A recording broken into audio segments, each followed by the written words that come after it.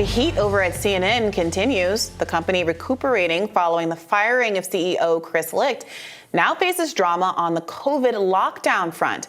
Later this month, the company will begin talks with former CNN host Chris Cuomo over his claim that he was wrongly terminated from the network back in 2021, Semaphore reports.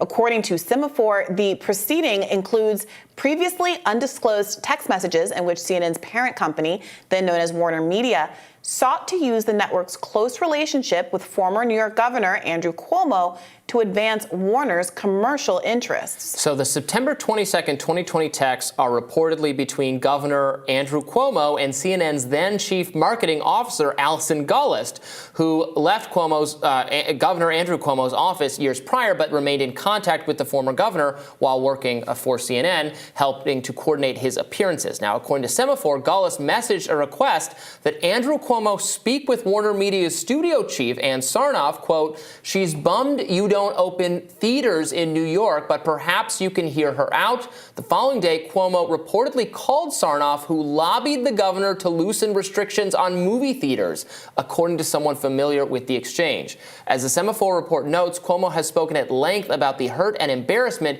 he felt after he was fired from CNN. This is Chris Cuomo now, not Andrew Cuomo. In an interview earlier this year, he told Anthony Scaramucci that he is also suing his publisher for scrapping his book after his ouster. Okay, let me explain this again because it's somewhat complicated. So Andrew Cuomo and Chris Cuomo. Chris Cuomo is an anchor at CNN. He now works for News Nation, has the same parent company, Nexstar, as The Hill. He's suing CNN for wrongful termination. As a result of that lawsuit, a little bit like the Fox situation with Dominion, we're getting some interesting text messages, including one from Allison Gollust, who is an executive at CNN. You probably remember her name. She's the one who had a romantic situation with Jeff Zucker, the then president of CNN, that has led to both of their departures. But she also worked for Andrew Cuomo before that in the governor's office, so she kind of had a relationship with him. So at the time period, this is September 2020, at the time period that we're all very locked down and movies are closed everywhere, CNN's parent company, Warner, movie theater company, that had a big Christopher Nolan movie coming out, Tenet. While CNN on air is saying, holding the lockdown line, behind the scenes, the company is like, man, we want movie theaters reopened in New York. And she, while the programming is all pro-lockdown, she is texting Andrew Cuomo to set up a meeting for them to lobby for the movie theaters to reopen so that their big movie, Tenet, which I saw, it was terrible. It's the first Christopher Nolan movie I have not liked. I love Christopher Nolan, all his movies. Tenet sucked. Yeah, I heard that. So bad. One of the worst movies I've ever seen. Anyway, I could talk about that the rest of the segment. Lobbying to have movie theaters open. Yeah. So this is a COVID hypocrisy story with a little bit having to do with the very close relationship that the network had with the governor, Andrew Cuomo, during the time. Obviously, the controversy about him being interviewed on air and all that. But this was an interesting one. This is a great scoop, by the way, in case we bury the lead, by Max Tani, who's a reporter for Semaphore. Yeah, look, I think these kinds of stories are really fascinating because so much of the posture of people who have been skeptical of various COVID interventions, whether it is masking or vaccine mandates or closed down retail, et cetera, have been rightly skeptical about the role that the CDC plays in being very unclear about what the health measures dictated, what should we do from a public health perspective, and all of the censorship and things that happen as a consequence. I think that's right to be skeptical of that institution, especially given that they've now been proven to have made some mistakes, either in good faith or not. What has always troubled me is that none of that skepticism came down on the side of what corporations' incentives were to reopen, even if that also didn't align with what the public health recommendations would have been at the time. So in this case, you have a company that both owns the news and also owns these movie theaters having an internal conflict of interest, right, where on one hand they are very much financially has the movie movies theaters. they want to do well. Movie theaters they don't. The movies they want to do well. Right. Yeah. But that they have a different incentive that is again completely uncoupled from any public health obligations to just keep people in their seats and make money at these movie theaters. And the truth can be somewhere in the middle. We've discovered the truth is somewhere in the middle. COVID was a virus. It continues to be a virus. It continues to be a virus that kills people. And especially at that time, in the fall of 2020, before vaccines, the idea that we should be encouraging people to go and sit in crowded theaters and huff each other's air is dubious at best. Because people, before the vaccines, even young, healthy people were dying of the disease or becoming very injured and hospitalized in a way that put an enormous burden on our public health resources, on our hospitals and our essential workers. But there's very little skepticism. There seemed to be a complete credulity with which some people who are, I think appropriately skeptical of the CDC and those kinds of health measures, aligning with corporate interests who were forcing reopen, not because they thought it was safe, but because they wanted to make money. And I think you got to be skeptical across the board.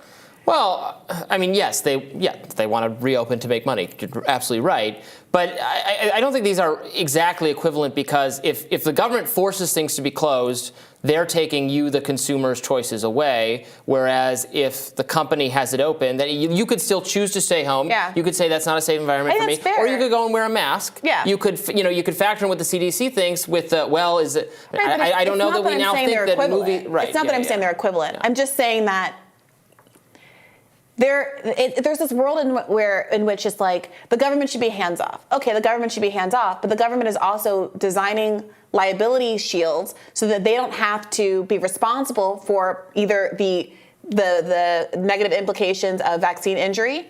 That's one bucket. People are very skeptical about that. They also have liability shields. We saw this in New York about people's policies with respect to reopening, not exposing them to liability if their employees were to get sick, et cetera. So why is it, again, it's not that they have to be equivalent or that the implications of a government doing something versus the private industry doing something are the same. I think that you're completely right about that. But at the end of the day, there was a real sincerity with which any business person wanting to make any kind of decision was perceived as, well, this must be the right thing to do and in the public interest, just in a reflexive way, because there was so much criticism of what the government was doing, which seemed to be obviously not in the public interest. And I think the reality was somewhere in between, and people just have to make their independent kind of decisions about what best way to look out for their own health, because there are incentives everywhere that are not aligned with the incentives of individuals who are trying to keep their families safe and alive. Right. Yeah, you should factor in all the information and you should consider what motivations the government actors have, what motivations the corporate actors have, the activists, the advisors, everyone, and make your own, best decision about what's right for you. And what's right for you might be different from what's right for a bunch of other people. And that, I wish that had been more of the attitude all the way through. I think we've seen some studies that have called into question the effectiveness of lockdowns, which is not because everybody staying at home had no effect, but because people, regardless of whether it was forced on people or not, a lot of people were capable of making good, smart choices based on the information they had. So it wasn't necessary to give the government the power to do that. We could have bad, consequences down the road, I think, for giving the government that kind of broad power to just shut things down when it feels like it.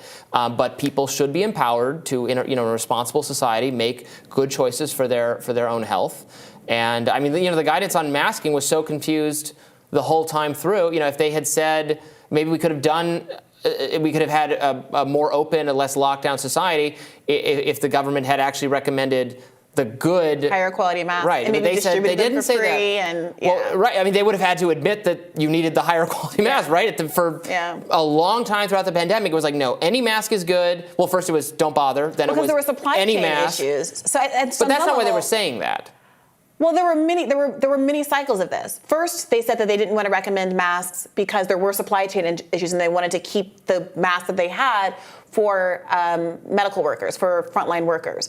Then there was this admission that masking does work, but there wasn't this follow-up of which masks are better than other masks, right. Which I don't know what motivated that. There was a long period where a lot of health officials, Fauci and everyone else, said all masks just having a mask is the major thing you should is. But that's also, I mean, there's a perverse incentive there as well, where if you give people a false sense of security from masking, then you can also advocate for reopening and getting people back into the streets because they believe they are protected, although they didn't regardless really do that. of whether or not they are. They said you should wear a mask. In fact, you should have to wear a mask, and in a lot of places, they still kept things shut down. But Sure. Well, it was a real mixed bag, and it's worth noting that it's still the case that the money that was allotted to improve respiration in schools largely was not implemented. We just had this air crisis last week where this kind of technology could have again come into play. The masks that might have been having dust motes grow on them in your closet, Robby, were perhaps whipped out again last week because of the wildfire. I started the fire because I was burning all my masks. Sorry about that. Sorry about that. Look, I'm just saying it's worth investing in these kind of public infrastructure things because they come back around.